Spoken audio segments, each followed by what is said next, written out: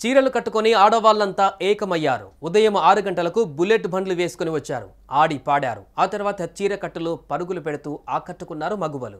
ఈ కార్యక్రమంలో special attraction గా నిలిచారు నారా బ్రాహ్మణి. అసలేంటి కార్యక్రమం?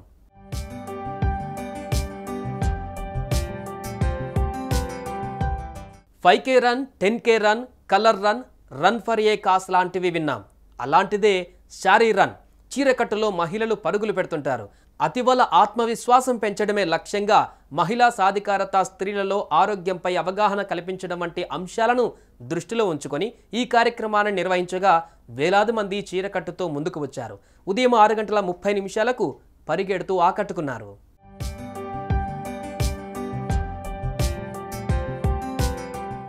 సాధారణంగా మారథాన్లలో ప్యాంట్, షర్ట్ వేసుకుంటారు.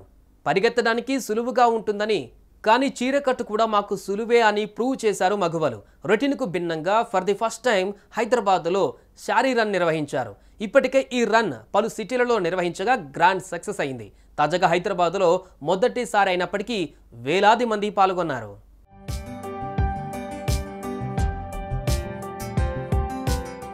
తనైరా సంస్థ, బెంగళూరుకు చెందిన ప్రముఖ ఫిట్నెస్ కంపెనీ జేజే యాక్టివ్ సంయుక్తంగా ఈ శారీ రన్ నిర్వహించాయి. పీపుల్స్ ప్లాజా వద్ద ఈ పోటీని heritage foods executive director Nara Brahmani జెండా ఊపి ప్రారంభించారు.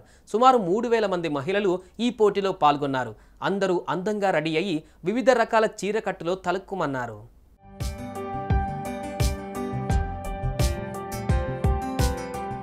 కొందరు మహిళలు పరుగులు పెడితే మరికొందరు మాత్రం బుల్లెట్ బండ్లపై తిరిగారు. మహిళలు ఏ విషయంలోనూ వెనక్కి తగ్గే ప్రసక్తే లేదని ఈ కార్యక్రమంలో పాల్గొన్న మహిళలు పేర్కొన్నారు. చీర సాంప్రదాయంతో పాటు స్త్రీలకు గుర్తింపును కూడా తీసుకువస్తుందని నారా బ్రాహ్మణి అన్నారు. ఇలాంటి కార్యక్రమాలు మహిళలకు రిఫ్రెష్మెంట్ అవుతాయని అన్నారు.